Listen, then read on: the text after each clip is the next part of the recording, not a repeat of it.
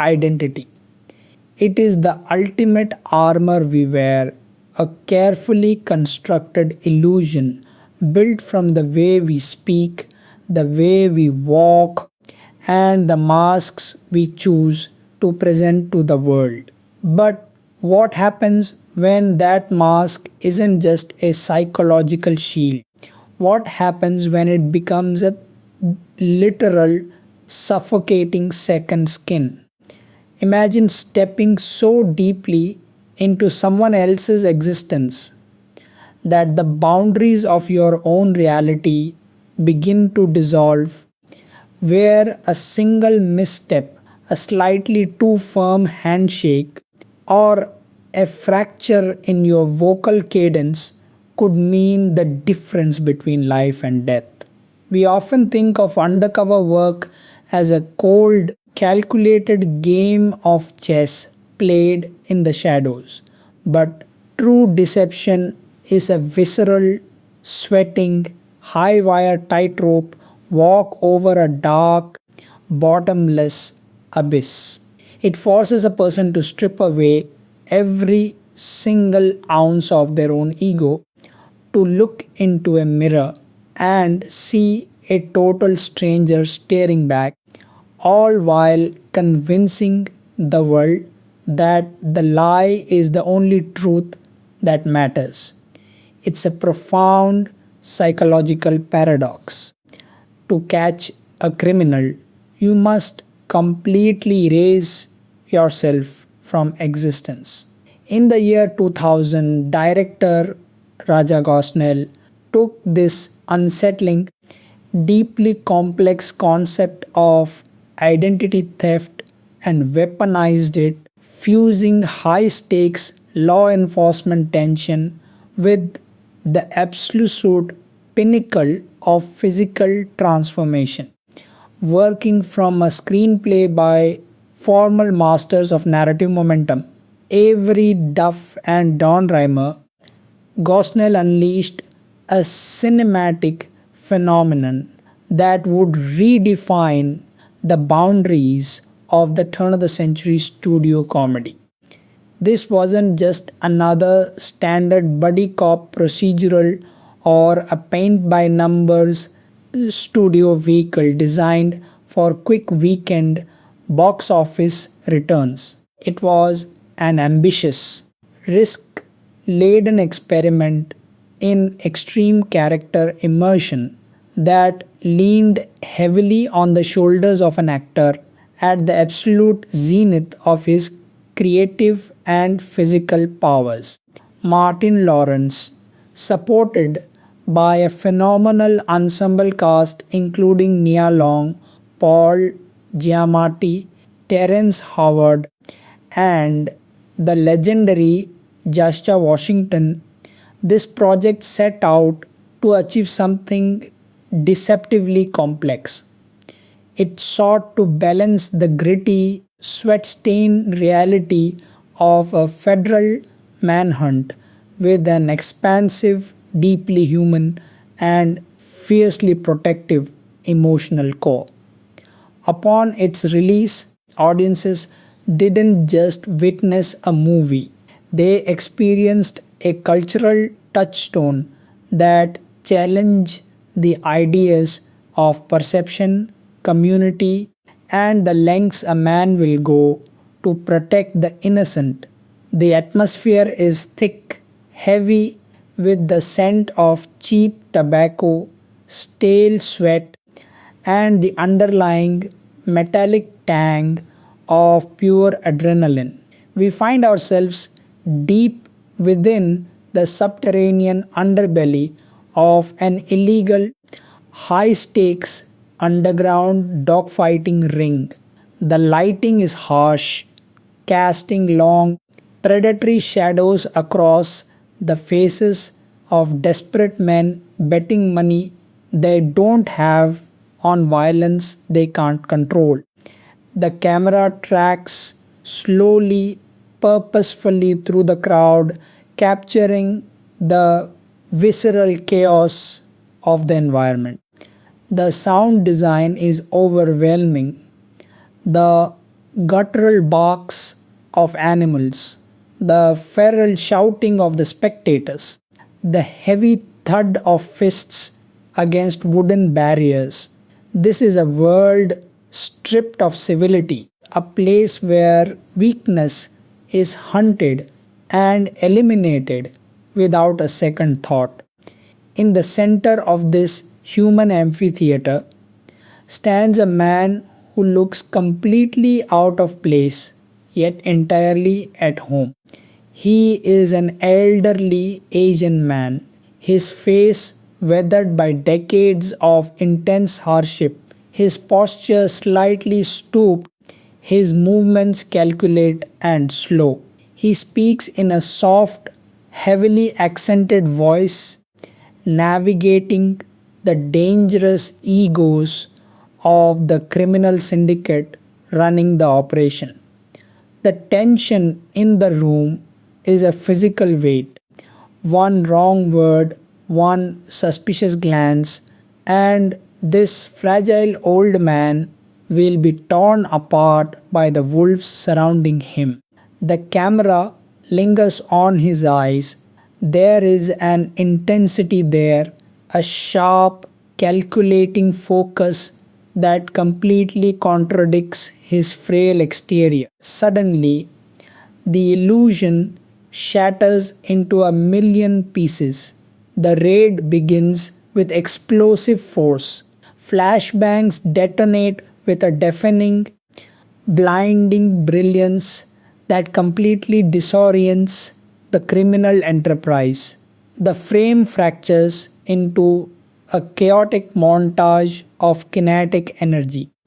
The elderly man moves with an impossible, fluid speed. He drops his stoop, his posture straightening instantly as he executes a flawless and devastating sequence of martial arts takedowns.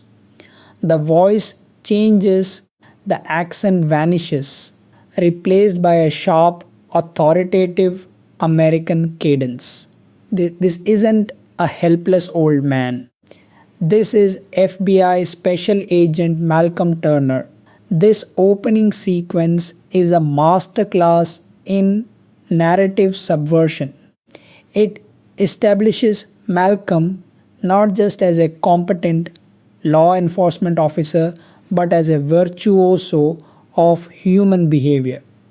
He is a shapeshifter, a man who views the human persona not as a fixed state of being but as a costume to be donned and discarded at will.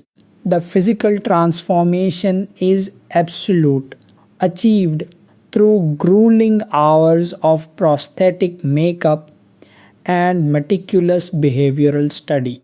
But as the smoke clears and the suspects are rounded up, we see the psychological toll of this talent.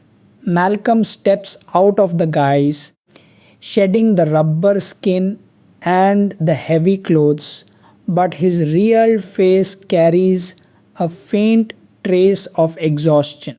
He is a man who lives so many lives that his own reality is constantly being pushed to the periphery. We are quickly introduced to his partner, John Quintus, portrayed with a brilliant, neurotically grounded energy by Paul Giamatti. John is the anchor to Malcolm's ballooning ambition, where Malcolm is intuitive, reckless, and deeply embedded in the psychology of his targets. John is analytical, tech obsessed, and hyper aware of the procedural boundaries. Their dynamic is established not through heavy exposition but through the sharp, rhythmic banter of two men who have trusted each other with their lives in countless darkened rooms. They are the classic cinematic pairing, the wild card and the straight man, but grounded here by a genuine, palpable sense of mutual respect and shared exhaustion. The narrative engine truly ignites with the introduction of the film's central threat, Lester Vesco, played with a chilling sociopathic intensity by Terence Howard. Lester is a man devoid of empathy. He is a convicted bank robber who has just executed a brutal, blood soaked escape from a maximum security penitentiary. Lester isn't just a criminal, he is a force of nature, a predatory entity who leaves a trail of psychological and physical devastation in his wake. The news of his escape sends shockwaves through the Federal Bureau. He is intelligent, ruthless, and desperate, a combination that makes him utterly unpredictable. The FBI's intelligence suggests that Lester is hunting for something specific. During his notorious heist, a massive sum of money, $2 million, vanished into thin air. The Bureau believes Lester is tracking down his former flame. Sherry Pierce, played with a captivating blend of vulnerability and fierce independence by Nia Long. Sherry, along with her young son Trent, has suddenly fled her life, running from the shadow of Lester's memory and the impending danger his freedom represents. She is heading south towards the deep, humid embrace of Georgia, seeking sanctuary in the one place she believes Lester can never find her, the home of her estranged matriarchal grandmother. This grandmother is Hattie Mae Pierce, known to everyone in her small, tightly knit southern community simply as Big Momma. Big Momma is an institution. She is the moral compass, the spiritual anchor, and the fierce protector of her neighborhood. She is a woman whose presence commands respect without ever needing to raise her voice. Though she can wield her tongue like a whip when necessary, she represents an old world, unyielding strength, a contrast to the shifting, modern, chaotic world that Malcolm and John inhabit. The stakes are immediately crystallized. The FBI sets up a high tech surveillance outpost directly across the street from Big Mama's house in a quiet, sun drenched Georgia suburb. The contrast between the cold, sterile technology of the federal government and the warm, vibrant, lived in aesthetic of the southern neighborhood is visually striking. The surveillance van is packed with monitors, wires, and cold steel. Outside, the air is thick with the scent of blooming magnolias, freshly cut grass, and cooking porch side meals. Malcolm and John are tasked with a simple yet agonizing mission: watch the house, wait for Sherry to arrive, and intercept Lester when he inevitably comes to claim his money and his woman. But fate, as it always does in high stakes thrillers, throws a devastating wrench into the machinery of the operation. Just as the surveillance equipment is calibrated and the traps are set, Big Mama receives an urgent phone call. A family emergency requires her immediate departure from the state for several days. She packs her bags and slips away into the night, leaving her home completely empty. This creates a catastrophic vacuum. If Sherry arrives and finds the house deserted, she will panic. She will flee, disappearing back into the vast, untraceable expanse of the country, leaving herself completely vulnerable to the predatory instincts of Lester Vesco. The entire federal operation is on the verge of collapse before it even begins. The tension in the surveillance post is palpable. John is frantically calculating contingencies, his fingers flying across keyboards, his face pale with the realization of total failure. It is in this moment of absolute crisis that Malcolm Turner makes a choice that defies logic, procedure, and sanity. He looks at the high tech equipment, he looks at the empty house across the street, and he realizes that the only way to save the case and potentially save a woman's life is to fill the vacuum himself. He won't just watch the house, he will become the house. He will become Big Mama.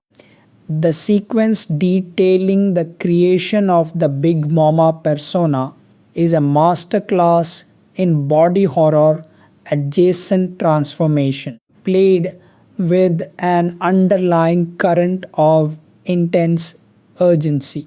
This isn't a casual disguise, it is an engineering marvel. John and a team of specialized technicians construct a full body latex prosthetic suit designed to mimic the considerable physical presence of Hattie Mae Pierce. The camera captures the process in a clinical, almost ritualistic manner. The pouring of the liquid rubber, the meticulous painting of age spots, the application of individual silver hairs to a wig, the heavy, claustrophobic layering of the fat suit. We see Malcolm sitting motionless in a chair for hours, his face buried beneath layers of suffocating chemicals. It is a visual metaphor for the complete erasure of his identity. He is being buried alive inside a caricature of Southern matriarchy. When the final piece, the mask, is lowered onto his face, the transformation is jarring. The lean, athletic federal agent has vanished. In its place stands a formidable elderly southern woman. But a suit is just rubber and fabric. The true test is the performance. Malcolm must inhabit this body, adopt its gravitational pull, and project a personality that can deceive an entire community of people who have known the real Big Mama for their entire lives. The moment Malcolm steps out of the surveillance post and onto the sunlit asphalt of the Georgia street, the film transitions into a high wire psychological act. The camera lowers, adopting a ground level perspective that emphasizes the massive physical weight and altered center of gravity Malcolm must now navigate. The air feels different. The ambient sound shifts from the electronic hum of the van to the natural symphony of the neighborhood, birds chirping, distant lawnmowers, the screen door of a neighbor's house creaking open. His first trial by fire arrives almost immediately in the form of Sadie, Big Mama's fiercely loyal and hyper observant neighbor. Sadie is A woman who notices everything, a change in the wind, a slightly different brand of laundry detergent, a shift in someone's gait. As Malcolm navigating the heavy prosthetic suit with a delicate balance of exaggerated maternal grace and hidden athletic panic walks toward the house, Sadie calls out to him. The music drops out, leaving only the raw, exposed sound of Malcolm's breathing inside the mask. He must speak. He hasn't fully tested the vocal resonance of the prosthetic throat piece yet. He opens his mouth, and what follows is an incredible improvisational display of vocal acrobatics. He finds a pitch that is rich, gravelly, and deeply rooted in the history of the character. He deflects Sadie's probing questions about her sudden return with a masterfully executed wave of her hand and a sharp, witty reprimand that perfectly captures Big Momma's legendary no nonsense demeanor. Sadie accepts it, but the tension doesn't dissipate. It merely simmers beneath the surface. Malcolm enters the house, slams the door behind him, and collapses against the wood, gasping for air. The first hurdle has been cleared, but the marathon has just begun. The narrative depth deepens significantly with the arrival of Sherry and Trent. The emotional core of the film shifts from a tense law enforcement operation to a complex, bittersweet exploration of fractured trust and the longing for safety. When Sherry steps out of her car, her face is a mask of exhaustion and lingering terror. She is a woman who has spent months looking over her shoulder, waiting for the monster from her past to drag her back into the darkness. Jascha Washington, playing Trent, perfectly captures the quiet, watchful anxiety of a child who has been uprooted by adult violence. When Sherry sees Malcolm as Big Momma standing on the porch, she breaks down. She runs into his arms, burying her face in the synthetic fabric of the suit. This is a pivotal emotional moment.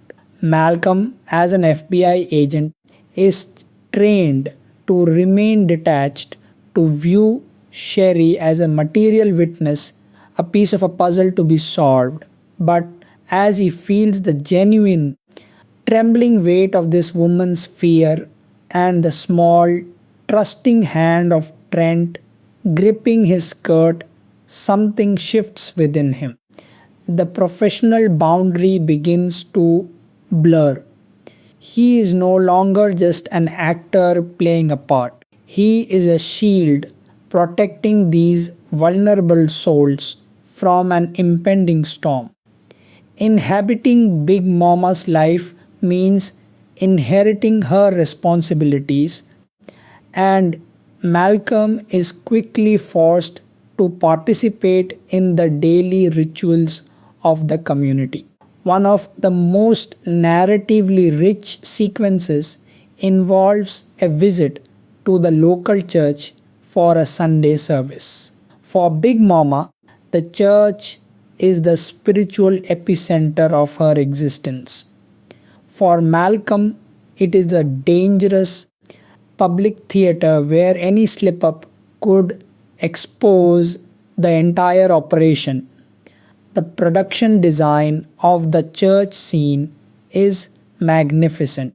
The space is filled with vibrant colors, elegant Sunday suits, and an atmosphere of profound communal devotion. The choir is powerful, their voices rising in a crescendo of emotional catharsis that reverberates through the wooden pews. Malcolm is placed directly in the front row, a position of honor that commands total visibility. The preacher's sermon focuses on honesty, truth, and the burdens we carry when we hide our true selves from God and our community. Every word feels like a direct psychological strike against Malcolm. He sits there trapped inside a monumental lie, surrounded by people offering him unconditional love and respect based on that lie.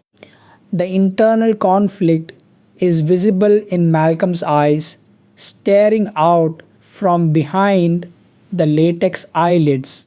He is deeply moved by the sincerity of the faith around him, yet acutely aware of his own deception.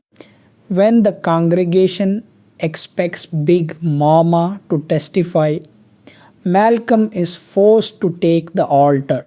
What begins as a desperate attempt to maintain his cover evolves into an extraordinary, emotionally charged monologue, drawing from his own experiences as an isolated man who hides behind masks for a living. He speaks about the pain of loneliness, the necessity of community, and the profound power of unconditional love. He uses Big Mama's voice, but the soul behind the words is entirely Malcolm's.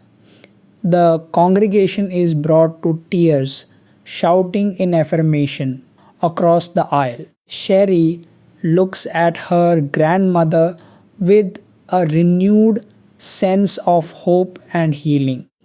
It is a stunning narrative synthesis, the moment where the fake persona begins to generate real transformative truth. This marks the moment where Malcolm's assignment ceases to be a mere technical problem and transforms into a deep psychological transformation. However, the domestic reality of being Big Mama presents its own set of chaotic, high stakes challenges. Malcolm must cook, clean, and manage a household tasks he is completely unequipped for as a bachelor federal agent, a sequence involving the preparation of a traditional southern dinner becomes a chaotic battle of survival. The kitchen transforms into a battlefield of exploding pots, flying flour, and imminent culinary disaster. John, watching anxiously through the surveillance cameras across the street, can only offer frantic, useless advice over the covert earpiece. Malcolm is forced to rely on sheer intuition and physical comedy, using his covert agent reflexes to catch falling plates and flip frying chicken with impossible dexterity, all while maintaining the appearance of a seasoned matriarch. The comedy shifts gears into structural mastery during this legendary cooking scene.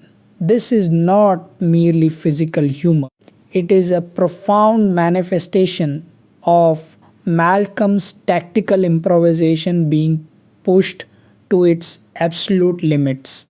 To satisfy a house full of expectant neighbors and a fiercely hungry young boy, Malcolm must replicate decades of culinary instinct with zero preparation. The stove becomes a live tactical environment. Grease fires spark like muzzle flashes. Piles of cornmeal become hazardous terrain.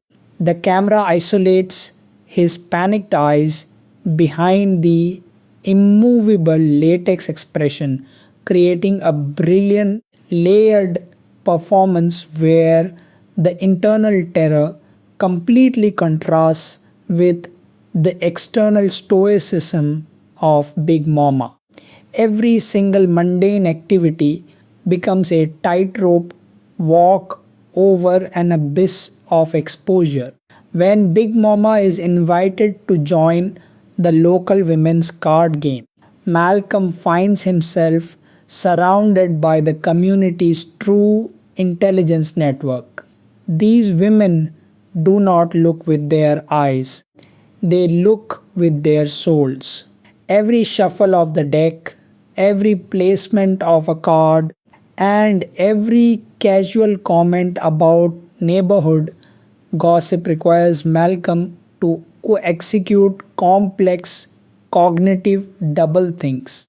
He must cross reference his fictionalized memories with their real shared histories, all while dealing with the intense claustrophobic heat building up inside the silicone layers of the facial prosthesis.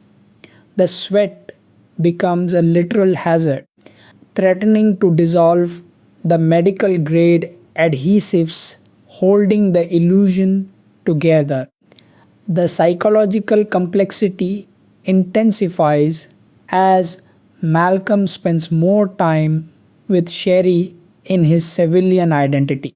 To properly investigate the missing money and keep a closer eye on her during the hours Big Mama is supposedly resting, Malcolm introduces himself to Sherry as a friendly neighbor and an old acquaintance of the family. This sets up a fascinating three-way psychological dynamic. Sherry begins to rely on Big Mama for maternal comfort and wisdom while simultaneously developing a deep, genuine romantic attraction to Malcolm. For Malcolm, this is an ethical and emotional minefield. When he speaks to Sherry as himself, he hears her candid, unfiltered thoughts about the FBI, about her past with Lester, and about her growing feelings for him.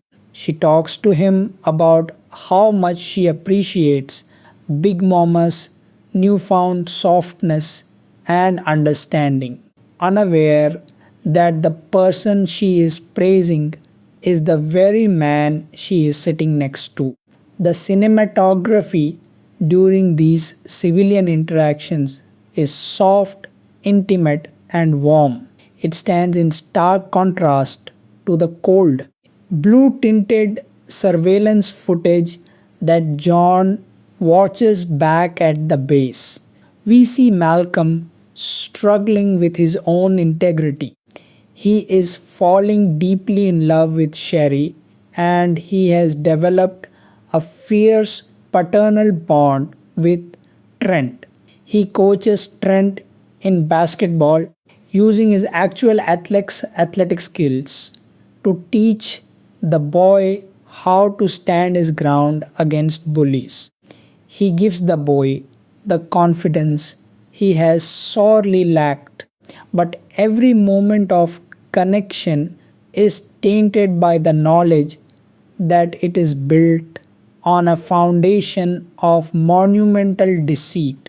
He knows that when the truth comes out, and it always does, the heartbreak could be catastrophic. This dual existence creates a fascinating structural resonance in the center of the film. Malcolm is running a grueling marathon against his own stamina. In the mornings, he wears the heavy armor of the matriarch, soothing a traumatized child and reweaving the fabric of a broken family. In the evenings, he strips down to his raw, vulnerable self, standing before the woman he loves, unable to tell her that the comfort she receives from her grandmother is coming directly from his own hands. The irony is agonizingly sharp. Malcolm has never been more honest, more emotionally open, or more genuinely protective in his entire life. Yet, every single second of that beautiful truth is wrapped in an unforgivable lie. The narrative pressure reaches an absolute boiling point when the script introduces the defense mechanisms of the community. Malcolm isn't just dealing with Sherry's emotional landscape, he must deal with the neighborhood's persistent suitors. Enter Ben, a local man of immense persistence and romantic ambition, determined to win the heart of Big Mama.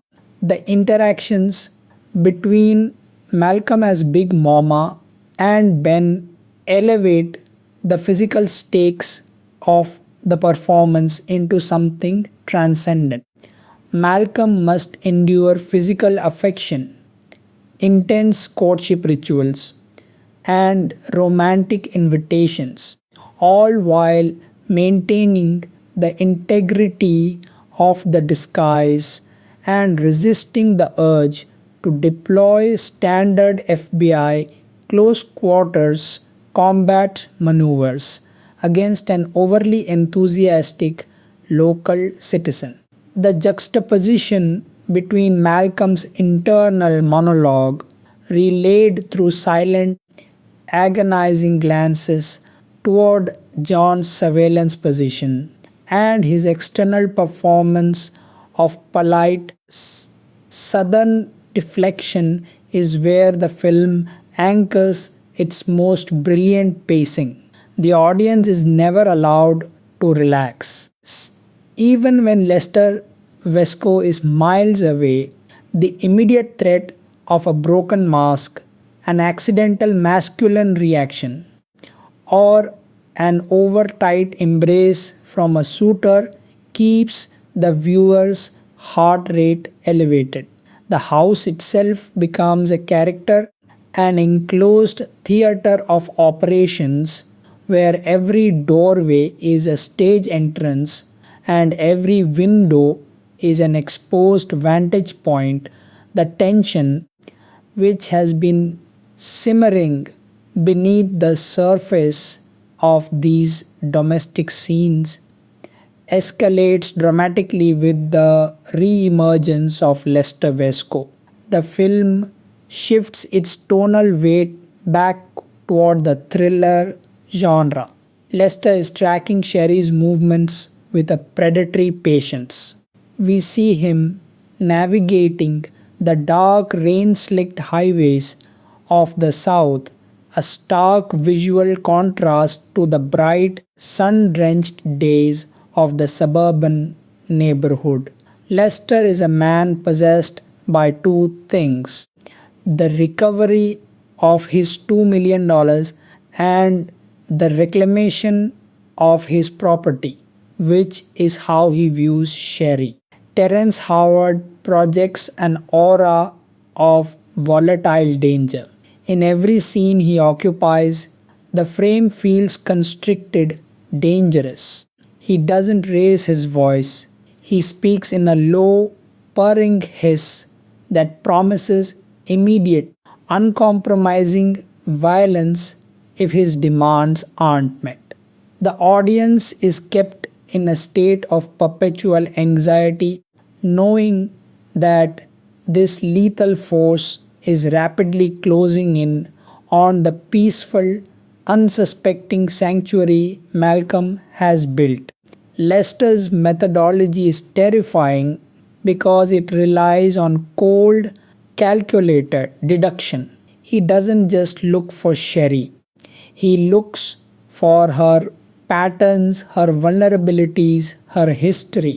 He systematically eliminates any obstacles in his path, creating a trail of silent terror that inches closer and closer to Georgia with every passing hour. Back at the surveillance van, John starts tracking anomalies on the secure networks. A stolen vehicle report here, an unidentified cell tower ping there. The digital net is tightening, but the physical reality on the ground is completely disconnected from the cold data on John's monitors. The contrast between the impending arrival of this sociopathic force and the warm, community driven narrative creates an overwhelming sense of dramatic irony. The audience is placed in a position of agonizing omniscience. We watch Malcolm teaching Trent how to properly carry himself, how to look a man in the eye, and how to find internal strength. We watch Sherry finally sleeping through the night without nightmares, her face relaxed for the first time in years because she believes her grandmother's house is an unassailable fortress. We see all this beautiful, fragile psychological healing taking place while simultaneously watching a literal monster speed through the darkness to tear it all down. The structural brilliance of the script now shifts toward the preparation for the ultimate confrontation. Malcolm realizes that his time inside the illusion is finite. The money from the original heist must be hidden somewhere within Sherry's possessions. But his investigation has yielded nothing because he has spent all his energy actually being the emotional support system this family required. The dual pressure of being a top tier federal investigator and a full time maternal figure begins to fracture Malcolm's focus. He is running on pure adrenaline and zero sleep, his cognitive faculties pushed to the absolute limit. John becomes increasingly desperate from the surveillance outpost. The boundary between the partners begins to stretch.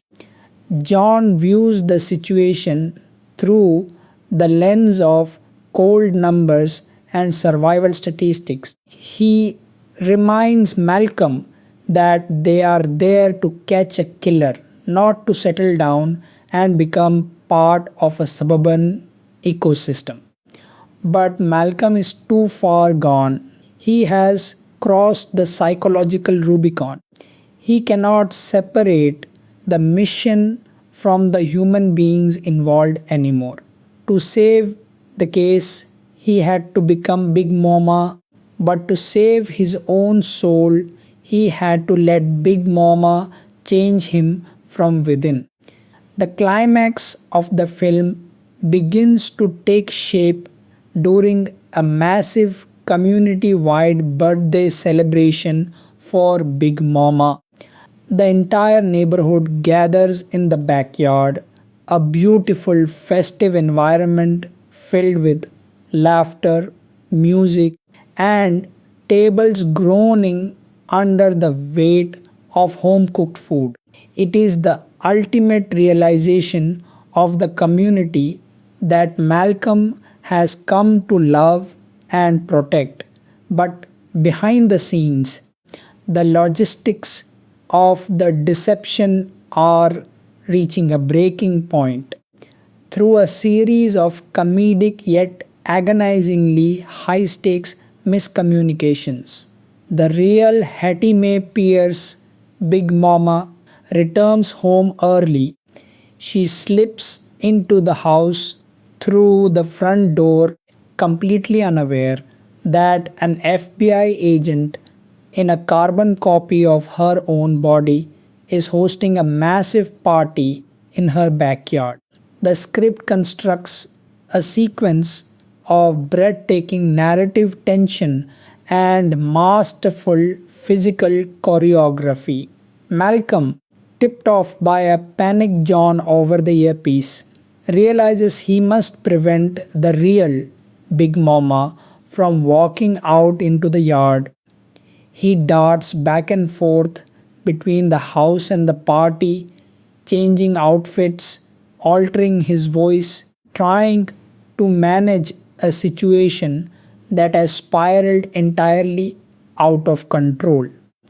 The camera cuts rapidly between the real Big Mama discovering strange items in her bedroom and Malcolm trying to explain his sudden absences to a confused Sherry.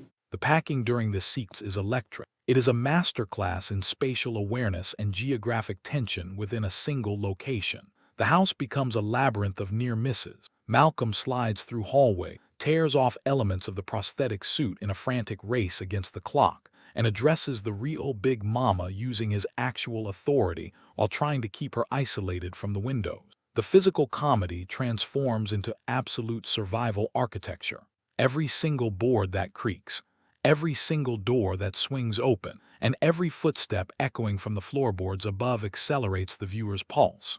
The inevitable collision occurs in the kitchen, the very heart of the home. Sherry walks in, only to find herself staring at two identical versions of her grandmother. The music cuts out entirely. The silence in the frame is deafening. The visual effects utilized to place two versions of the character in the same space are executed with a seamless, grounding realism that emphasizes the psychological shock of the moment. Sherry stands paralyzed, her eyes darting between the two figures. The real Big Mama is outraged and utterly confused. Malcolm, trapped inside the prosthetic suit but with his mask partially torn during the frantic scramble, realizes that the game is over. The illusion has shattered. Before he can fully explain, before the emotional fallout of his deception can even begin to process, the front door is kicked off its hinges with a violent, explosive force. Lester Vesco has arrived. The transition from domestic farce to high-stakes survival thriller is instantaneous and terrifying. Lester steps into the house, a heavy-caliber firearm drawn, his eyes scanning the room with a cold, triumphant malice. He doesn't care about the two Big Mamas. He cares about the money, and he cares about eliminating anyone who stands between him and his freedom. He grabs Sherry, pulling her against him, using her as a human shield. The emotional stakes are at an absolute zenith. Sherry is terrified, her worst nightmare materialized in front of her. Trent is crying, hiding behind the kitchen counter. The real Big Mama is frozen in shock. Malcolm stands exposed, half man, half prosthetic anomaly, stripped of his authority, his cover, and his weapon, which is buried deep inside the heavy layers of the suit. What follows is a brutal, visceral physical confrontation. Malcolm doesn't fight like a movie super, he fights like a desperate man protecting the people he loves. The restrictions of the heavy suit become a narrative asset. Every movement requires immense effort, making the violence feel heavy, clumsy, and authentic. He uses the mass of the suit to absorb impact, throwing himself between Lester's gun and the family. The action choreography utilizes the domestic space brilliantly. Plates shatter, tables are overturned, and the warm, inviting kitchen is systematically demolished. John Quinty's, seeing the danger through the window from across the street, breaks protocol. He runs across the asphalt, drawing his weapon, rushing into the fray to support his partner. The physical choreography of this final sequence deserves an extensive breakdown. This isn't stylized, highly polished Hollywood wirework. It is a desperate, sweat-soaked brawl for survival in a confined domestic space. Lester is a lean, mean machine of pure criminal intent, moving with lethal efficiency. Malcolm, weighed down by dozens of pounds of silicone and foam padding, must use his altered physics as a weapon. He becomes a defensive wall, throwing his heavy form into Lester's path, converting the limitations of his disguise into an unyielding shield for Sherry and Trent. The sound design shifts drastically. The comedic sounds of the party outside are completely severed from the brutal reality inside the kitchen. All we hear is the heavy, agonizing thuds of impacts, the shattering of family porcelain, and the frantic, shallow breathing of a family staring into the eyes of death.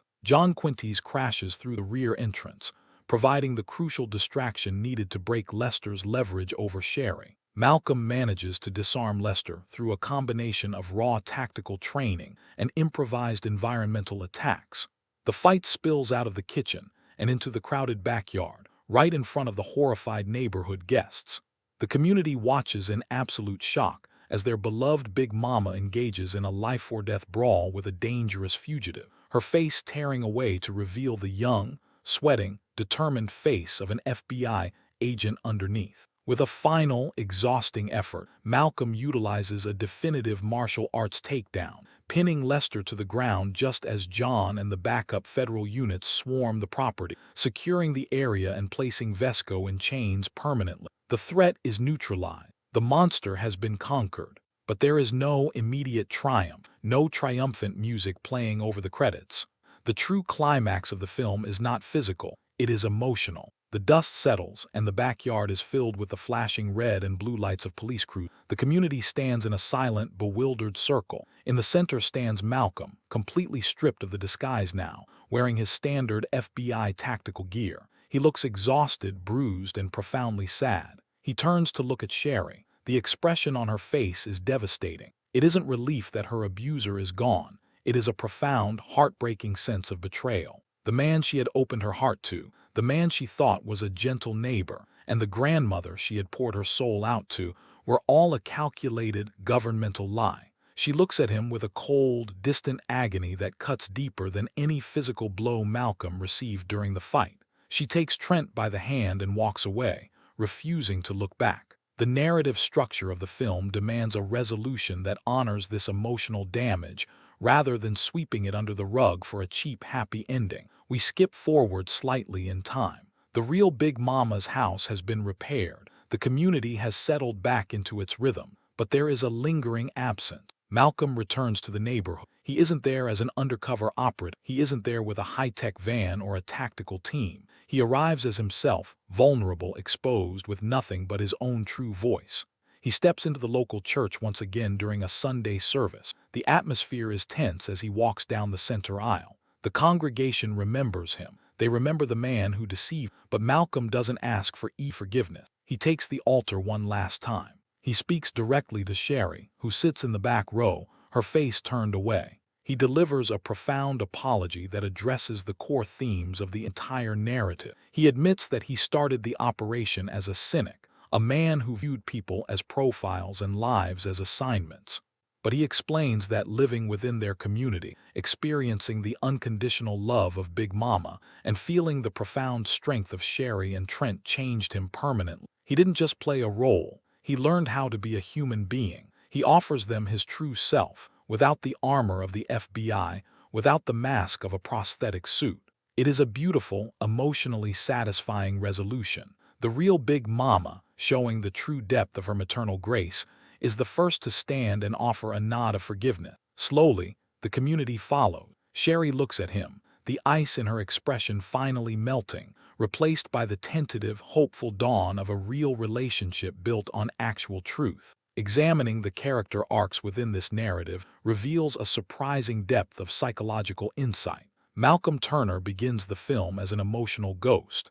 He is a man who is so terrified of intimacy and vulnerability that he actively seeks out assignments that allow him to erase his own persona. He hides behind the masks because reality is too unpredictable, too dangerous. By forcing him to inhabit the ultimate symbol of community and emotional transparency, a Southern matriarch, the narrative forces him to confront his own emotional bankruptcy. He has to learn how to nurture before he can learn how to protect. Sherry Pierce is an extraordinary study in survival psychology. She is not a passive damsel in distress. She is a mother operating under extreme PTSD. Her choices are dictated by a fierce, primal need to keep her son safe from a predatory cycle of domestic and criminal violence. Her arc is about reclaiming her autonomy and learning to trust a world that has given her every reason to despair. The structural development of Trent's character arc is equally profound. He is not merely a narrative prop used to raise the emotional stakes.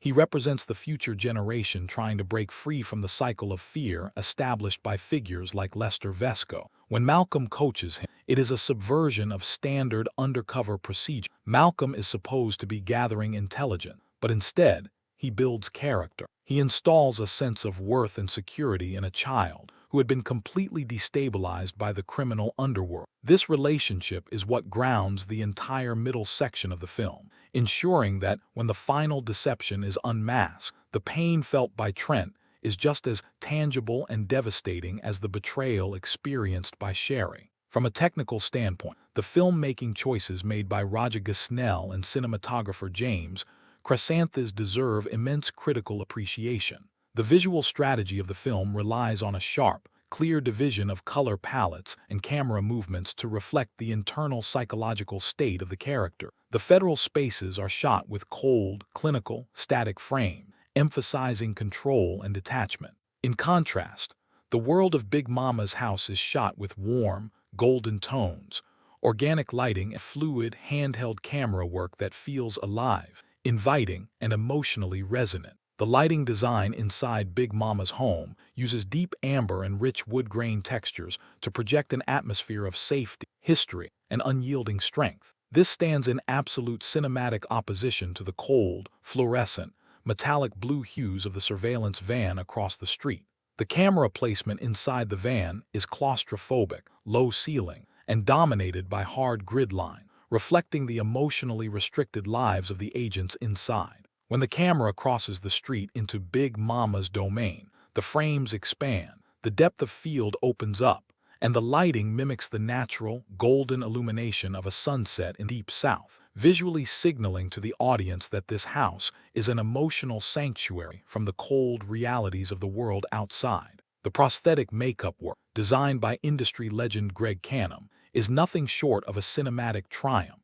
The suit had to be expressive enough to allow Martin Lawrence's incredible facial nuances to telegraph through layers of rubber, while remaining convincing enough within the context of the story to maintain the suspense. The achievement lies in the fact that after 20 minutes, the audience stops looking at the makeup and begins looking at the character. Big Momma becomes a real entity in the mind of the viewer. The engineering of the prosthetic suit required revolutionary techniques in materials science at the time. Foam latex was blended with specialized silicone compounds to allow for realistic heat dispersion and natural skin movement under harsh production lighting. The challenge was structural. The mask had to be broken down into multiple anatomical segments around the eyes and mouth to capture the rapid, micro-expressive comedic timing that made Lawrence a star, without tearing or shifting during intensive action sequences. This technical excellence directly impacts the viewer's psychological immersion, because the mask behaves like real flesh. The suspension of disbelief is total, allowing the dramatic elements of the story to hit with their full intended weight. The soundtrack and sound design play a critical role in anchoring the film's emotional shifts. The score seamlessly transitions from the pulse-pounding, electronic tension of a contemporary urban thriller to the rich, soulful, gospel-infused arrangements of the American South. The music doesn't just accompany the scene, it acts as an emotional bridge that helps the audience navigate the complex tonal shifts between high-stakes action and profound domestic drama. The editing rhythm, executed by Bruce Green, balances two completely different cinematic genres within a single narrative framework. The thriller sequences involving Lester Vesco utilize sharp, jarring cuts and an accelerated frame rate to generate a sense of unpredictable danger. Meanwhile, the domestic sequences inside the house are allowed to breathe, using longer takes and wide group compositions that emphasize communal connection and spatial harmony. This structural balance prevents the film from fracturing into two separate movies. The editing serves as the heartbeat of the narrative, regulating the viewer's emotional journey from laughter to absolute suspense. When critically evaluating the film against the broader landscape of late 90s and early 2000 cinema, its true strengths become clear. While many comedies of that era relied purely on shock value or superficial gags, this project succeeded because it treated its character and its setting with an immense level of dignity and respect. The humor never comes from mocking the Southern community or the matriarchal structure. Rather, the comedy is generated from Malcolm's sheer, panicked inadequacy when confronted with the immense strength and competence required to live that life. The social commentary woven into the narrative fabric addresses the concept of the modern urban family structure.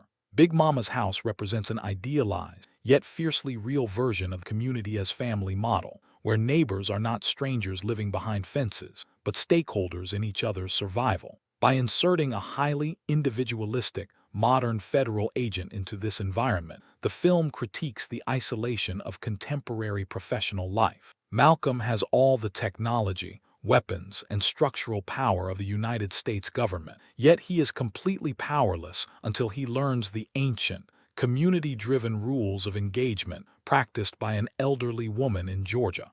If there is a weakness in the narrative structure, it lies in the occasionally rapid packing investigative elements during the middle act. The film is so invested in a beautiful domestic evolution of the character that the actual search for Lester's missing money occasionally feels like an afterthought. However, this is a minor critique, as the emotional investment generated by the domestic scenes is precisely what makes the final confrontation with Vesco feel so incredibly dangerous and high stakes. The resolution of the missing money subplot is handled with a swift, poetic justice that aligns with the film's overarching theme. The $2 million were never hidden in a complex, high-tech secure facility. They were woven into the very fabric of the domestic environment, hidden inside a mundane piece of luggage that had been sitting in plain sight. This choice reinforces the narrative idea that the true stakes of the film were never material wealth, but the human relationships built around it. Lester's obsession with the money leads directly to his downfall, while Malcolm's abandonment of his professional obsession allows him to find genuine wealth in the love of a family. Ultimately, this cinematic work stands as a powerful testament to the enduring strength of human connection. It reminds us that, while the masks we wear can protect us from the immediate dangers of the world, they can also become prisons that isolate us from the very love and community we desperately need. It takes a profound level of courage to strip away the armor, to stand exposed in the light of truth, and to allow ourselves to be seen for we truly. Long after the laughter fades and the adrenaline of the chase recedes, it is that beautiful, universal human truth that remains etched into the hearts of the audience. To truly dissect the cinematic architecture of this modern classic, we must look beyond the physical prose of the script and dive straight into deep psychological currents that flow beneath the surface. When audiences think of this narrative, they remember the physical humor, the massive transformation, and the high-wire tension. But the true longevity of this piece, what makes it an enduring cultural milestone over 2 decades later, is its profound structural understanding of human vulnerability, societal expectations, and the fluid architecture of the human ego. This is a story that fundamentally questions how we define safety, how a community heals itself after trauma, and how the identities we construct can simultaneously save us and destroy us. When we look closely at the opening movements of the film's second act, we find Malcolm Turner navigating a complex psychological minefield. The latex suit isn't just a physical barrier, it acts as a magnifying glass for his own internal isolation. In his standard life as a federal operative, Malcolm operates with a calculated, almost robotic detachment. He looks at human beings as behavioral data points, variables to be cataloged, manipulated, and neutralized. But the moment he steps across the threshold of Big Mama's house, he is forced into a space where mechanical logic completely fails. Consider the intricate social dynamics of the neighborhood porch. In suburban environments across the American South, the front porch is not merely an architectural feature. It is a sacred boundary space. It is a stage where the private domestic life of a family intersects with the public consciousness of a community. For Malcolm, sitting on that porch in the stifling heat of a Georgia afternoon, every casual greeting from a passerby is a high-stakes interrogation. He cannot rely on his badges, his weapons, or his structural federal authority. He must rely entirely on emotional intelligence, an attribute he has actively suppressed for years to survive the cold, unyielding realities of undercover work. The script masterfully elevates the stakes by making the community itself an active, breathing antagonist to his deception. Sadie, the next-door neighbor, represents the collective memory of the neighborhood. She has shared decades of history with the real Hattie Me Pierce. They have buried loved ones together, celebrated births, navigated economic hardships, and braided the very social fabric of their street. When Malcolm interacts with Sadie, he isn't just trying to copy a voice or a walk. He is trying to replicate a shared history he knows absolutely nothing about. The camera captures these moments with an intense, microscopic focus, lingering on the subtle hesitation before Malcolm answers a question, the slight tremor in his posture, and the desperate, silent calculations happening behind those prosthetic eyes. The viewer is kept in a state of perpetual narrative suspense, aware that a single historic inaccuracy, a misplaced detail about a family member from 30 years ago, would instantly bring the entire federal operation crashing down. Simultaneously, the film builds a parallel layer of tension through the character of Sherry Pierce. Nia Long delivers a performance that deserves intense critical study. Sherry is a character trapped between two distinct modes of terror. Behind her, in the shadow of her past, lies the volatile, sociopathic reality of Lester Vesco, a man who views her not as a human being, but as a prize, a possession, and a potential liability to be eliminated. In front of her lies an uncertain, completely uprooted future where she must raise her son Trent in total isolation, permanently looking over her shoulder. When she seeks sanctuary at her grandmother's house, she is looking for more than just a roof over her head. She is looking for an emotional anchor, a psychological sanctuary where she can finally lower her defenses and begin the painful process of stitching her fractured life back together. This is where the true tragedy of Malcolm's deception manifests. Every single time Malcolm, acting as Big Momma, offers Sherry a word of maternal comfort, he is performing a profound act of emotional healing, but he is doing so under false pretenses. When he holds her as she cries, when he listens to her confession of guilt over her past association with Lester, he is gathering deep, intimate psychological data that he would never have access to as a standard law enforcement officer. The script creates an agonizing moral dilemma. Malcolm's performance is actively helping Sherry find her strength again, yet the very existence of that performance is a massive violation of her trust.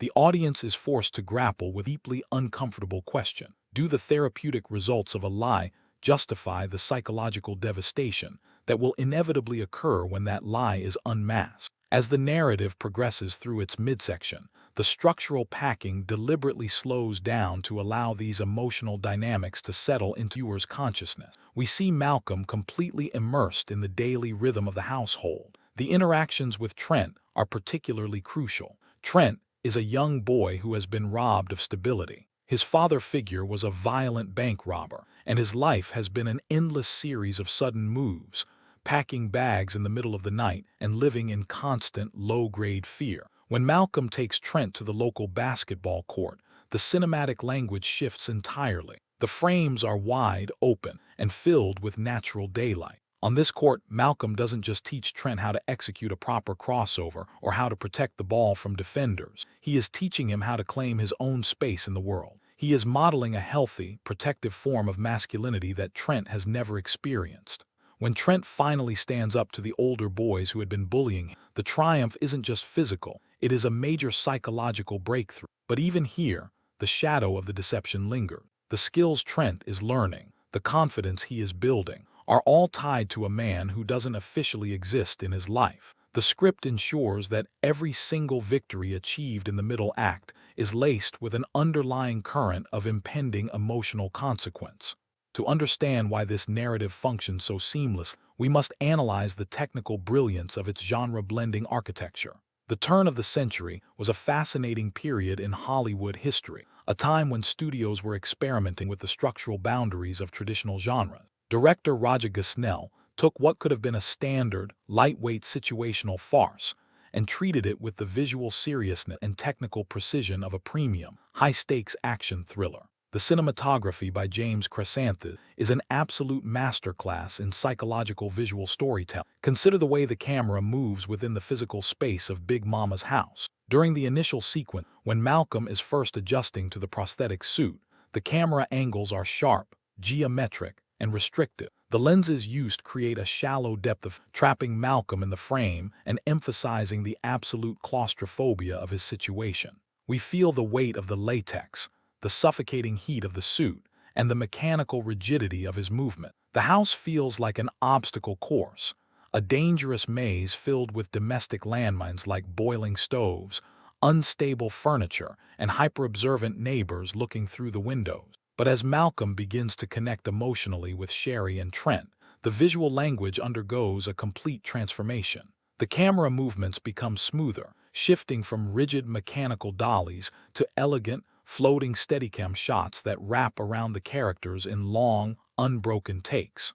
The depth of field opens up, revealing the rich, warm, lived-in details of the home, the family photographs on the mantelpiece, the soft texture of the curtain, the gentle play of amber light across the wooden floors. The house ceases to be a tactical maze and transforms into a genuine sanctuary. The filmmaking choices actively force the audience to mirror Malcolm's internal psychological journey. We stop looking at the environment as a crime scene and start feeling it as a home. This visual warmth is systematically shattered every single time the script cuts back to the parallel narrative of Lester Vesco. The stylistic contrast here is deliberately jarring. The scenes featuring Lester are stripped of all warm tone. The color grading leans heavily into desaturated, industrial grays and cold, bruising blues. The lighting is harsh and high contrast, casting deep, unyielding shadows across Terrence Howard's face. The camera work becomes erratic, utilizing frantic handheld movements and sudden, disorienting close-ups that create a sense of absolute instability and looming danger. This stylistic division keeps the viewer in a state of constant cognitive dissonance.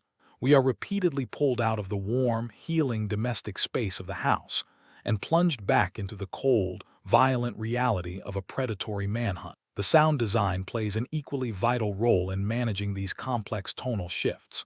The ambient soundscape of the Georgia suburb is rich and organic. The rhythmic hum of cicadas and the soft rustle of wind through old oak trees, the distant, comforting sounds of a neighborhood winding down.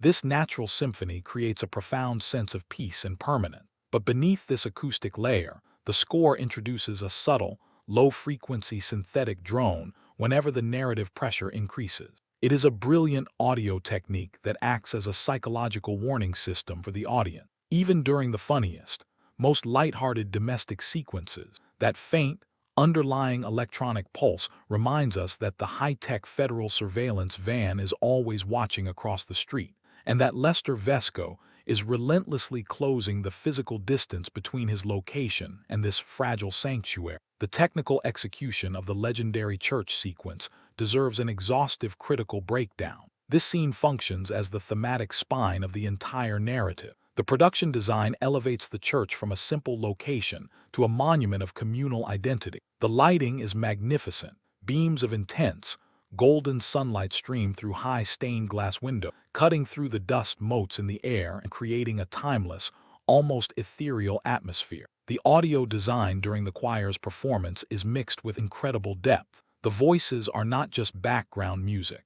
They are a physical force that completely saturates the audio, vibrating through the theater speak and mirroring the emotional pressure building up inside Malcolm's chest. When Malcolm takes the altar, the camera executes a slow, deliberate 360-degree rotation around him. This choice is brilliant because it completely strips him of any visual hiding place. In that moment, he is entirely exposed, surrounded on all sides by a community that expects absolute honesty and spiritual transparency. The editing rhythm slows to a crawl, letting the pauses between his words carry weight. We hear the slight, ragged catch in his voice as he improvises a sermon that is secretly a confession of his own profound loneliness. The camera cuts back and forth between his expressive, deeply conflicted face and the vulnerable, trusting eyes of Sherry in the audience. It is a stunning piece of cinematic synthesis, a moment where action, lighting, sound, and performance collide to create a sequence of pure,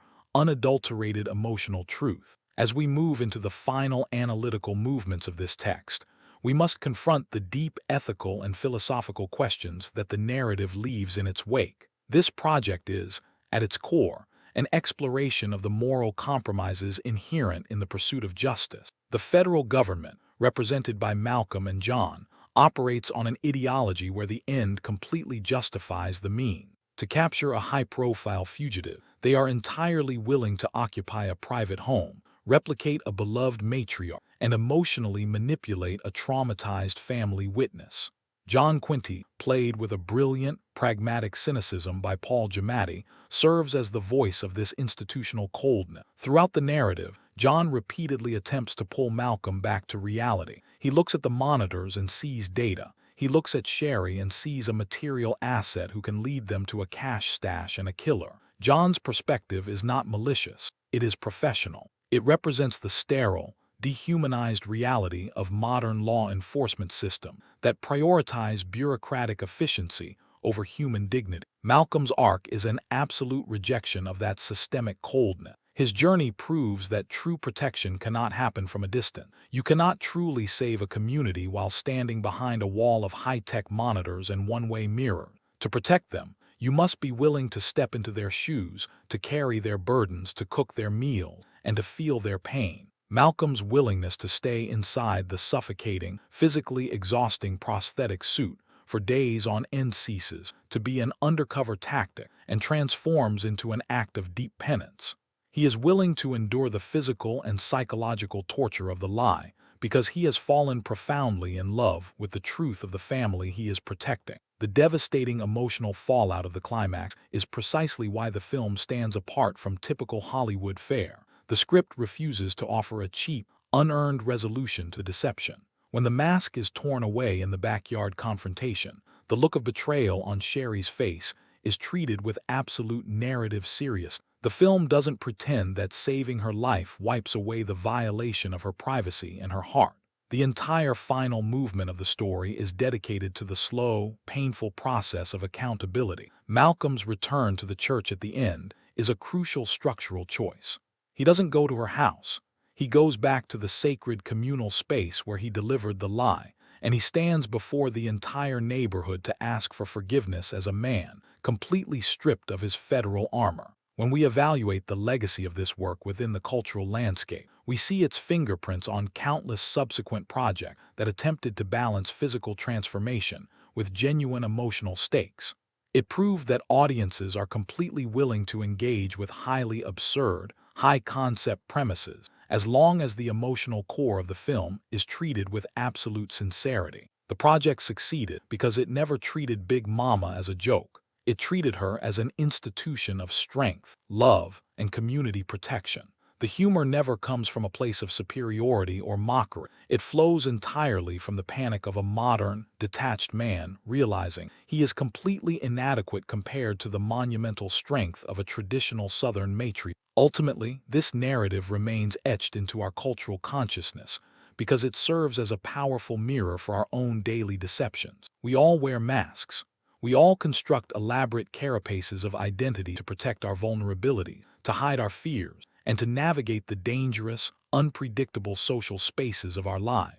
We pretend to be stronger than we are, calmer than we are, and more put together than we feel inside. But this cinematic masterpiece reminds us that the ultimate goal of life is not to build a perfect, unassailable mask. The true victory is finding a community, a family, a space of profound, unconditional love where we can finally gather the courage to tear down the latex, step out of the armor, and allow ourselves to be loved for exactly who we are. Long after the kinetic thrills of the chase have faded into cinema history, it is that beautiful, universal human truth that continues to shine out from the heart of the house. To fully comprehend the deep structural layers that allowed this cinematic piece to achieve such immense narrative weight, we must analyze the specific sociocultural dynamics of the environment where the story takes place. The decision to transplant Malcolm Turner from the hypermodern, cold, concrete architecture of an urban landscape into the lush, humid, deeply historic territory of a Georgia suburb is not a casual narrative choice. It is a calculated geographic displacement designed to maximize the psychological friction within the protagonist's journey. The American South, within the lexicon of cinematic storytelling, carries an immense thematic load. It is a landscape defined by historical memory, deep ancestral roots, and a rigid code of social etiquette that governs every single human interaction. For an undercover operative who lives his entire life in the immediate, disposable present, moving from one transient identity to another without ever leaving a footprint, this environment is completely alien. In Malcolm's world, relationships are temporary investments to be liquidated the moment an arrest warrant is executed. In Big Momma's world, a relationship is a lifelong covenant. A promise made on a Tuesday is remembered 20 years later. A favor granted on a porch is an invisible currency that binds families together across generations. The script masterfully exploits this cultural collision by forcing Malcolm to interact with the neighborhood elder. These are individuals who have survived eras of profound social and political transformation, and they have done so by developing an almost supernatural ability to read human intent. When Malcolm, disguised as Big Momma, sits on the porch or attends a local gathering, he is not merely being watched by his partner John through a high-tech surveillance lens. He is being weighed, measured, and evaluated by an ancient network of human observation. Every single inflection in his voice, every choice of vocabulary, and every micro-gesture is parsed through a collective cultural database that spans decades. The suspense generated in these quiet, daylight sequences is often far more intense than the kinetic action beats of the final act, because the viewer understands that these people cannot be fooled by standard tactical maneuver. They can only be met with genuine human sincerity. Consider the profound symbolism of the domestic objects within Big Momma's home. The kitchen table is not just a piece of furniture, it is the sacrificial altar of the family, a place where nourishment is prepared and consumed in a ritual of pure communal survival. The heavy iron skillets, the worn wooden spoons, the hand-woven tablecloths, these are all physical manifestations of labor, care, and maternal protection. When Malcolm is forced to handle these objects during the chaotic cooking sequences, his initial clumsiness is a visual metaphor for his separation from the domestic human experience. He handles a skillet with the cold, hyper-vigilant grip of a man holding a firearm. The film utilizes physical comedy to chart his psychological evolution. As he becomes more proficient at managing the household, his physical touch softens. He stops treating the domestic tools as tactical objects and begins to understand them as instruments of love. This transformation is beautifully mirrored in his relationship with the young boy, Trent. The script constructs a delicate parallel between Malcolm's professional life and Trent's emotional void. Malcolm is a man who has systematically erased his own personal history to become a more effective weapon for the federal government. He has no family, no permanent home, and no lasting connections. Trent is a child whose history has been violently torn away from him by criminal trauma. When Malcolm coaches Trent, he is unconsciously attempting to build the very foundation of security that he himself lacks. The basketball sequence is a profound exploration of mentorship, a space where the rigid boundaries of the undercover assignment dissolve entirely, leaving only two vulnerable souls attempting to teach each other how to survive in an unpredictable world. The character of Ben, the persistent suitor who pursues Big Momma with an unyielding romantic fervor, provides a fascinating layer of thematic complexity. On a surface level, Ben's interactions with Malcolm generate immense comedic momentum. But when we look beneath the generic tropes of situational farce, Ben represents a profound socio-cultural reality. He is a man searching for a partner who commands absolute respect, a matriarchal figure who embodies stability and traditional virtue.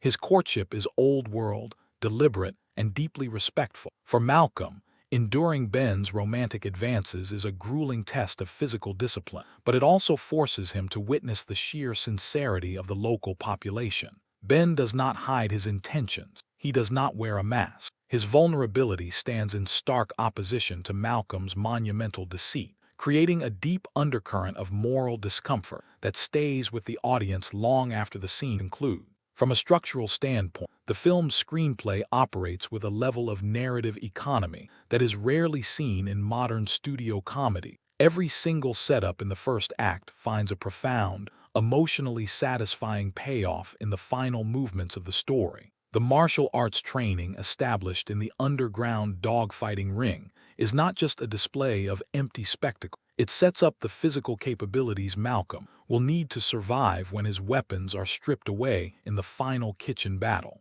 The specific theological themes of the preacher's sermon regarding honesty and the heavy burdens of deception are not generic background noise. They provide the exact philosophical vocabulary Malcolm used during his final, heartbreaking apology to Sherry and the community. The visual effects used to achieve the double Big Mama sequence in the kitchen represent a major high-water mark for digital compositing at the turn of the century. Director Roger Gosnell wisely avoided flashy, distracting camera movements during this pivotal moment.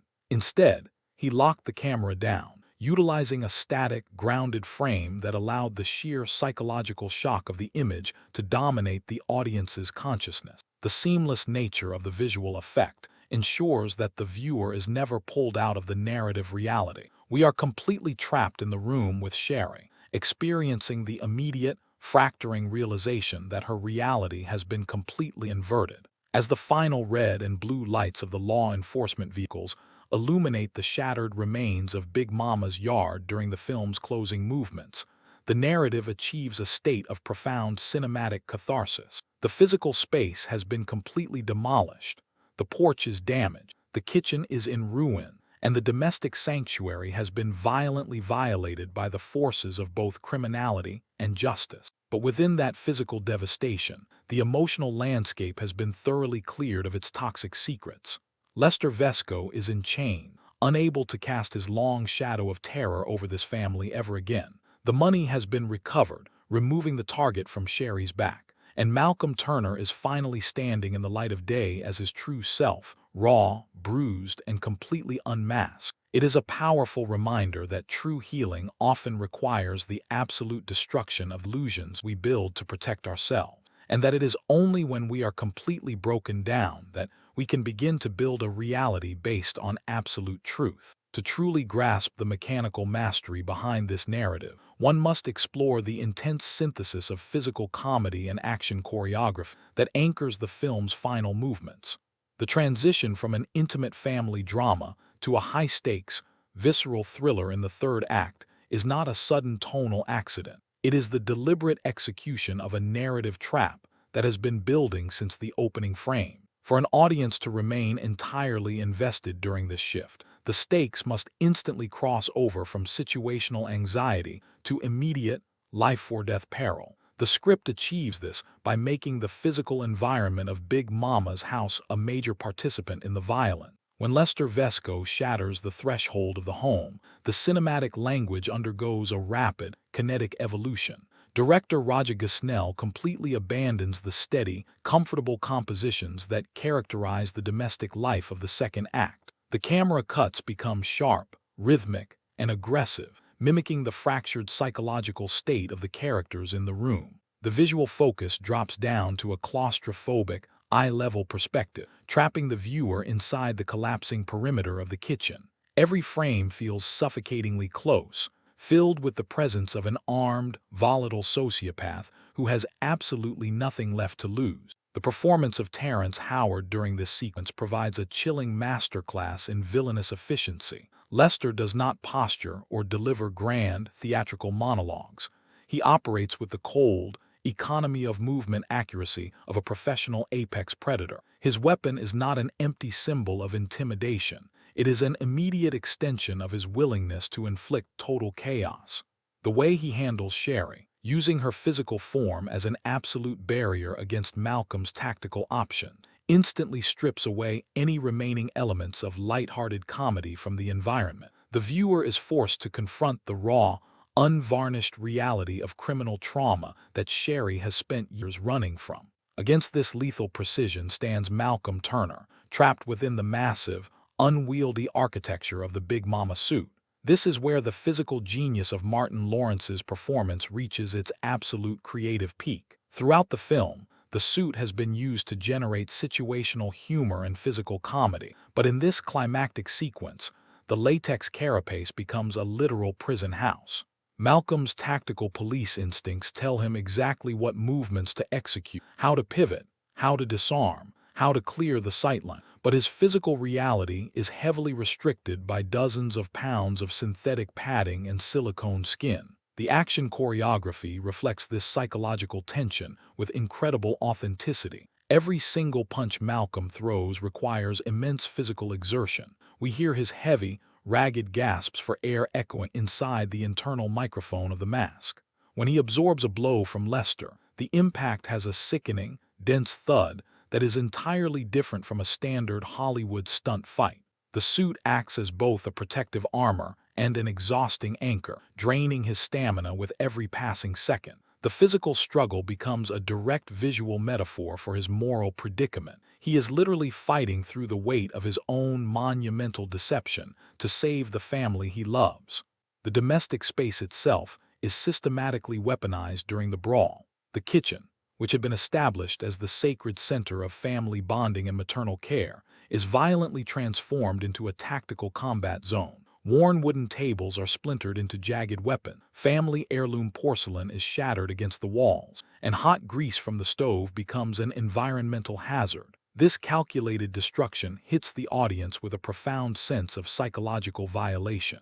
We aren't just watching standard action movie set pieces. We are watching the physical destruction of the family sanctuary that Malcolm spent the entire middle act meticulously building. John Quinty's sudden tactical intervention from across the street serves as the crucial breaking point of the sequence. Paul Giamatti plays this moment not with the unearned bravado of an action hero, but with the pure, terrified adrenaline of a loyal partner refusing to watch his friend die. When John crashes through the rear entrance, his movements are clumsy, frantic, and entirely human. This deliberate lack of polished perfection is exactly what makes the sequence feel so dangerous and grounded. The frame is filled with pure chaos, smoke from a discharged round, the screaming of a terrified child hiding beneath the counter, and the desperate scramble for control over a lethal firearm. When the confrontation finally spills out of the house and into the crowded backyard, the narrative achieves an incredible state of public theater. The community guests,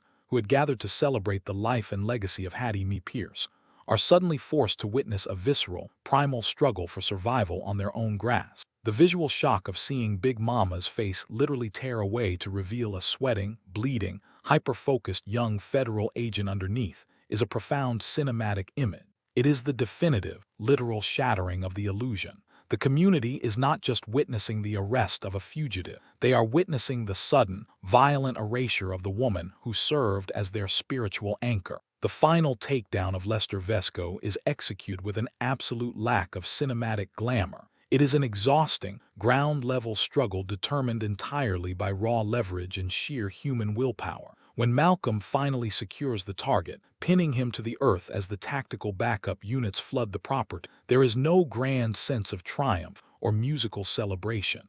The camera lingers on the absolute exhaustion written across Malcolm's real face, framed by the tattered, grotesque ruins of the silicone mask. He has won the tactical war, but as his eyes lock with the devastated, uncomprehending gaze of Sherry Pierce, he realizes with absolute psychological clarity that he has completely lost the emotional battle. The ultimate power of this narrative structure lies in its absolute refusal to offer the audience a cheap, unearned emotional resolution following the physical climax.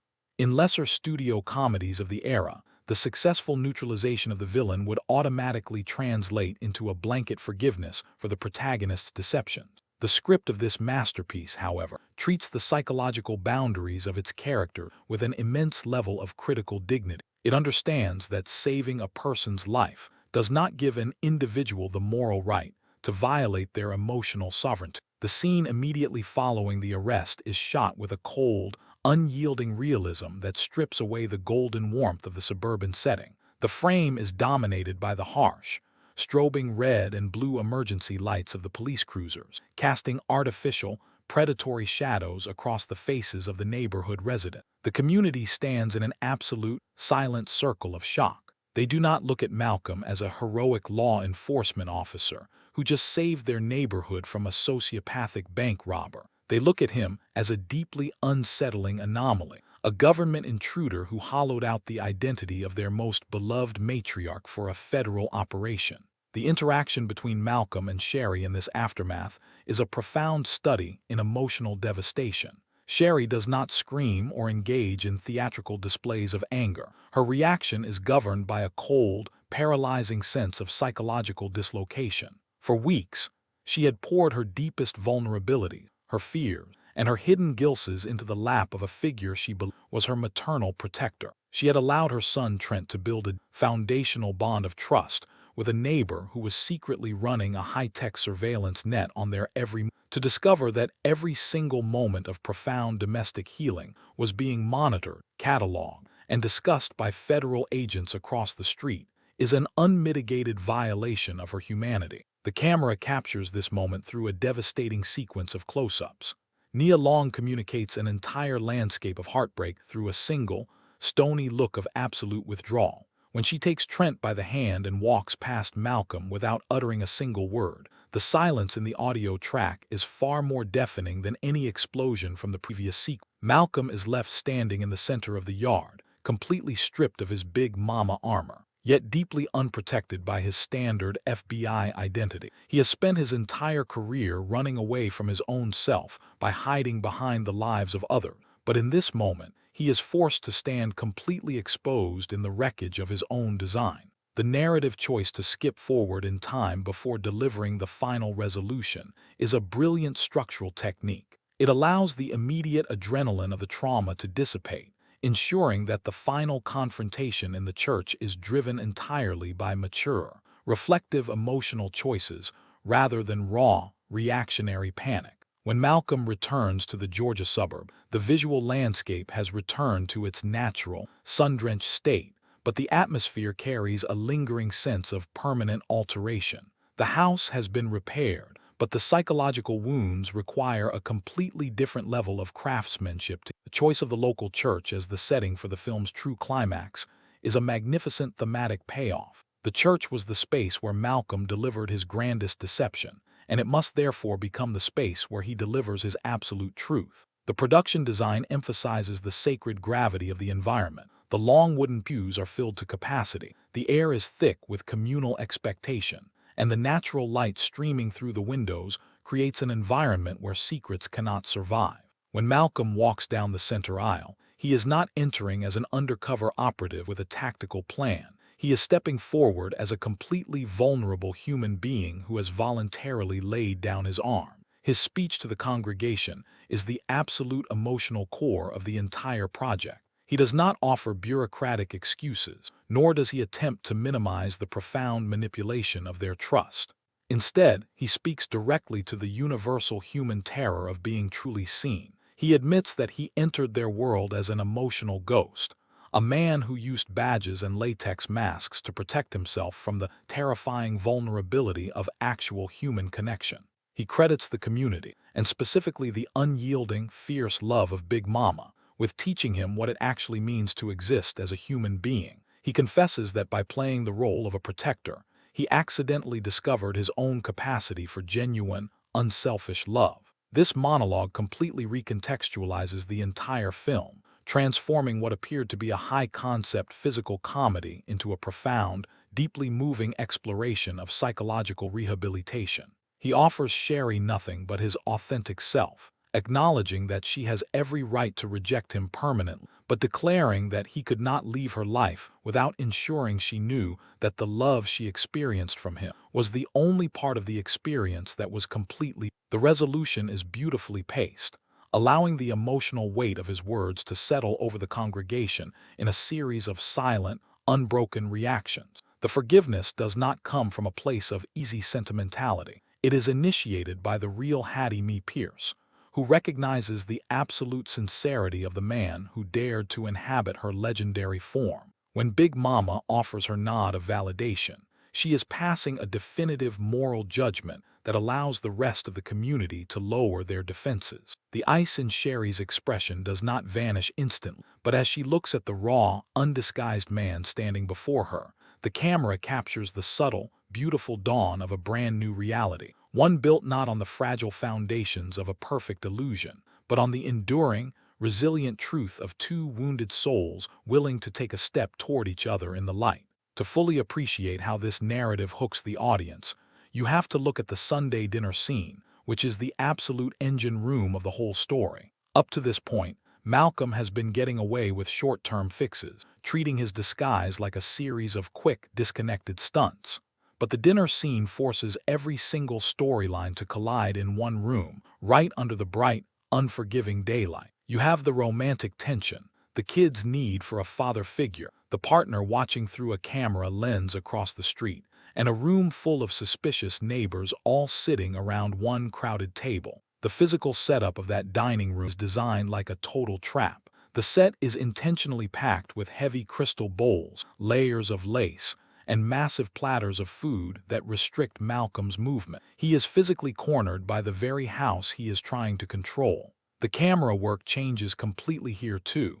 It switches from a wide shot that looks like a picture-perfect family portrait, suffocating, tight close-ups on Malcolm's face, where you can practically feel the heat and sweat building up inside that heavy silicone mask. Every time he leans forward, the lens tracks the micro-movements of his jaw, keeping the audience in constant suspense that the fake skin is about to split open. The dialogue during this scene is a masterclass in double meaning. Every single line Malcolm speaks has to do two completely opposite jobs at the exact same time. When he talks to Sherry and Trent, his words have to sound like the warm, comforting, old-school wisdom of a loving grandmother. But to his partner John, who is watching a live video feed from a boiling hot surveillance van across the street, those exact same words are actually undercover status reports on the investigation. The pressure keeps building through a series of escalating challenges. First, the hyper-religious neighbor demands that Big Mama lead the family in a long prayer. Malcolm hasn't been inside a church in over a decade, so he has to improvise a massive religious speech on the fly while John panics and feeds him broken biblical verses through a hidden earpiece. The latency in the audio feed means Malcolm mishears the words, hilariously blending holy scriptures with federal police terminology, barely covering his tracks by turning his mistakes into eccentric elderly quirks. Then the physical comedy takes over, turning a simple dinner into a high-stakes obstacle course. Malcolm has to carve a ham and pour drinks while wearing thick, heavy silicone gloves that give him zero sense of touch. The camera zooms in on his hands like he's trying to cut the blue wire on a bomb. One slip of the wrist, one accidental show of trained tactical strength, or one loose seam at his sleeve, and the entire multi-million-dollar federal operation is instantly dead. But the real heart of the scene drops when the comedy suddenly stops. Sherry brings up her past and asks her grandmother if a person can ever truly wash away the guilt of a criminal life. In this exact moment, the script drops the jokes entirely. Malcolm doesn't answer her like a robotic FBI agent, and he doesn't answer her like a cartoon character. He responds from his own deep sense of loneliness as a man who spends his whole life hiding his true identity. The camera locks onto his eyes, capturing the genuine human sadness trapped behind that fake face.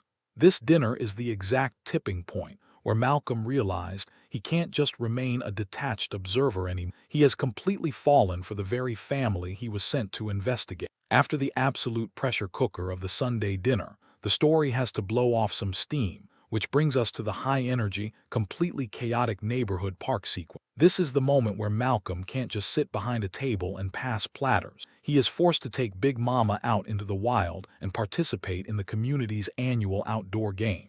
If the kitchen was a test of his physical restraint, the park becomes an absolute test of his athletic discipline. The centerpiece of this entire movement is the legendary playground basketball game. On paper, it's a classic fish-out-of-water comedic trope, an elderly woman hitting the court against a group of trash-talking young athletes.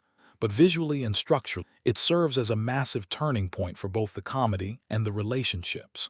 The camera completely opens up here, trading the tight, suffocating frames of the house for wide, sweeping panning shots under the bright Georgia sun. The editing matches the rhythm of a classic sports movie, fast cuts, heavy sneaker squeaks, and low-angle tracking shots that follow the ball. The genius of the performance here lies in the contrast of physics.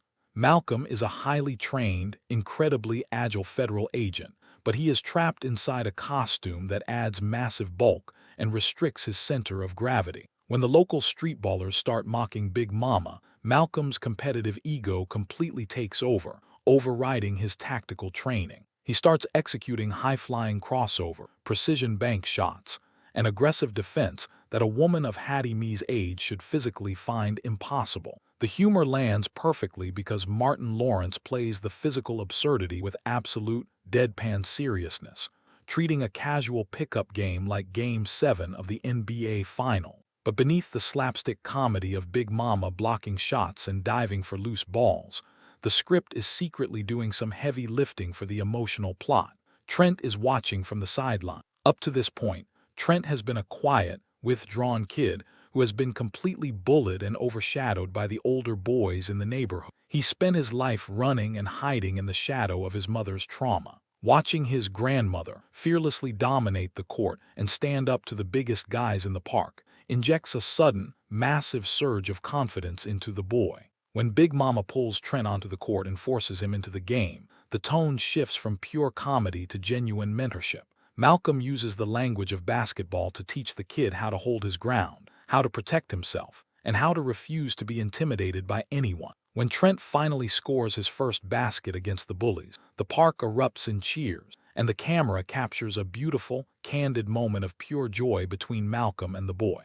It's the exact moment where Malcolm stops being just an investigator trying to solve a case and officially becomes the protective, stabilizing father figure that Trent has been denied his entire life. Of course, the script never lets Malcolm stay comfortable for too long. Just as he's celebrating the victory with Trent, the camera cuts to the edge of the park where Sherry is watching with a mix of awe and deep suspicion. She knows her grandmother is tough, but watching her pull off a spin move and a crossover starts planting the tiny, initial seeds of doubt in her mind. The scene ends on a perfect bittersweet note.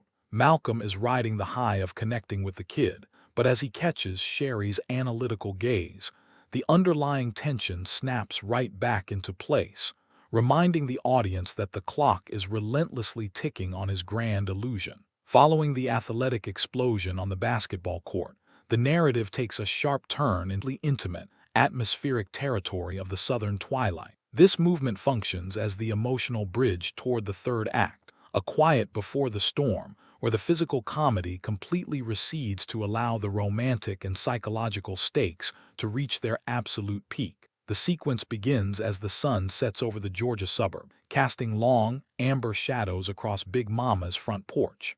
The visual landscape transitions from the bright, high-contrast daylight of the park to a soft, rich palette of blues, warm gold, and gentle shadows. This shift in lighting is crucial. It creates a visual sanctuary where characters can lower their guard. For Malcolm, the physical exhaustion of the day is catching up to him. The weight of the silicone suit, combined with the intense athletic output of the basketball game, has pushed his physical endurance to its absolute limit. We see him sitting on the porch swing, his movements slow and genuinely heavy, finally dropping the energetic, larger-than-life persona of Big Momma for a moment of quiet, exhausted reflection. This is the exact moment Sherry chooses to step out onto the porch. She carries 2 glasses of iced tea, a simple, domestic offering that immediately establishes an atmosphere of peace and vulnerability. The camera locks into a series of slow, deliberate medium close-ups, capturing the rhythm of the porch swing as it sways back and forth. This rhythmic movement acts as a visual metronome, packing the dialogue and forcing the audience to hang on every single word. Sherry sits close to her grandmother, and for the first time in the entire film, she speaks without the defensive edge that has characterized her survival instinct. She talks about the pure joy she felt watching Trent on the basketball court. She confesses to Big Momma that she hasn't seen her son smile like that since the night they were forced to flee their home to escape the violent shadow of Lester Vesco. Nia Long delivers these lines with a fragile, grounded sincerity that grounds the scene in absolute reality. She isn't just delivering exposition, she is revealing the deep, structural trauma of a mother who feels she has failed to protect her child's innocence. The emotional trap drops on Malcolm with devastating force. As Big Momma, he offers words of comfort, telling her that Trent is a strong boy who just needed to know someone had his back. But as Sherry continues to speak, she leans her head against Big Momma's shoulder. The physical proximity presents an incredible technical challenge for Martin Lawrence. He must communicate 2 entirely conflicting emotional realities at the same time: the deep, paternal comfort of the grandmother persona and the intense, overwhelming romantic attraction of Malcolm the man. The camera moves in incredibly tight on his face, tracking the subtle, panicked calculations behind his eyes. He is holding the woman he has deeply fallen in love with, but he is doing so while wearing the skin of her ancestor. Every single micro-expression is a battle between his professional duty, his human desires, and his growing moral guilt. The scene elevates the psychological stakes by introducing a conversation about memory and identity. Sherry looks out into the quiet street and begins to reminisce about her childhood summers in this house. She speaks about the specific scent of the old wooden floors, the sound of the rain on the tin roof, and the unwavering, solid rock security she always felt whenever her grandmother was in the room. She looks directly into Malcolm's prosthetic eyes and says, "You haven't changed a bit, Big Mama. You're still the only person in the world who makes me feel safe." This line hits Malcolm like a physical blow. The audience can see the visible shift in his posture. The comedic armor completely dissolves, leaving only a man crushed by the weight of his own deception. He realizes that the safety Sherry is feeling is built entirely on a phantom. He isn't protecting her past. He is actively manufacturing a massive violation of her emotional history. The script beautifully highlights the tragic irony of the undercover operative. The more successful your performance is, the more destructive the inevitable betrayal becomes. While this profound emotional exchange is happening on the porch, the audio track subtly reminds the audience of the parallel reality across the street. In the background, buried beneath the soft hum of the crickets, we hear the faint, metallic static of the surveillance audio. The camera cuts briefly to the interior of the federal van, where John Quinty sits in the dark, surrounded by the cold, glowing green light of the monitor. Paul Giamatti plays this moment with a fascinating, subdued conflict. He is listening to the intimate confessions of a traumatized woman, but his eyes are fixed on the scanning data, looking for any tactical mention of Lester Vesco or the stolen money. The stark visual and tonal contrast between the warm, soulful porch and the robotic surveillance van perfectly encapsulates the dual life Malcolm is trapped within. John represents the system, cold, analytical, and metric-driven. The porch represents humanity, messy, vulnerable, and deeply interconnected. The sequence reaches its emotional climax when Sherry transitions from talking about her past to talking about her future. She admits that running from Lester has made her cynical about men. She confesses that she has built an impenetrable wall around her heart, convinced that every man she meets will eventually turn out to be a predator, a liar, or a ghost who disappears in the middle of the night. But then, she hesitates. She looks away, a subtle blush coloring her expression, and mentions the young man she met briefly at the house, the fictitious identity Malcolm used when he briefly stepped out of the suit earlier in the story. She admits to Big Mama that there was something about his eyes that felt completely different, something honest, protective, and real. The camera locks onto Malcolm in an unbroken, agonizingly long take. The irony is almost too heavy to bear. Sherry is confessing her growing feelings for Malcolm, to Malcolm, while he is disguised as her grandmother. He is receiving the ultimate validation of his true self, but he can only receive it through the medium of his greatest lie. He wants nothing more than to reach out, take her hand, strip off the latex mask right there on the porch, and show her the man who is genuinely standing in front of her. But the structural reality of the operation clamps down on him. If he reveals himself now, the case collapses. Lester Vesco remains a free and lethal threat to her life, and any chance of a genuine future with her is permanently destroyed by the immediate trauma of the revelation. He is forced to make the ultimate sacrifice of his own ego, suppressing every single romantic and human instinct. He pulls back into the Big Mama persona. He uses the character's voice to validate Sherry's feeling, encouraging her not to give up on love, and telling her that she deserves a good man who will stand by her and Trent, no matter what. He is effectively coaching the woman he loves on how to love him, all while remaining completely invisible behind the synthetic carapace. It is a moment of pure, unselfish emotional maturity that completely recontextualizes Malcolm's character. He entered this assignment as an arrogant, self-centered virtuoso who viewed undercover work as a game of ultimate deception. He is now transforming into a protector who is willing to endure intense psychological torture just to keep this family's hope alive. As the conversation winds down, Sherry stands up, leans over, and gently kisses Big Mama's cheek before heading inside the house for the night. The camera stays outside on the porch, lingering on Malcolm as he sits entirely alone in the darkness. The porch swing comes to a slow, final stop. The warm lights inside the house turn off one by one, leaving him silhouetted against the blue night. He reaches up and touches the spot on the silicone cheek where her lips just rested. He doesn't feel the warmth of the kiss. He only feels the cold, synthetic texture of the rubber. The scene ends on this incredibly powerful, isolated image, a masterclass in visual storytelling that sets the stage for the inevitable, explosive collision of truth and violence that awaits them all in the final act.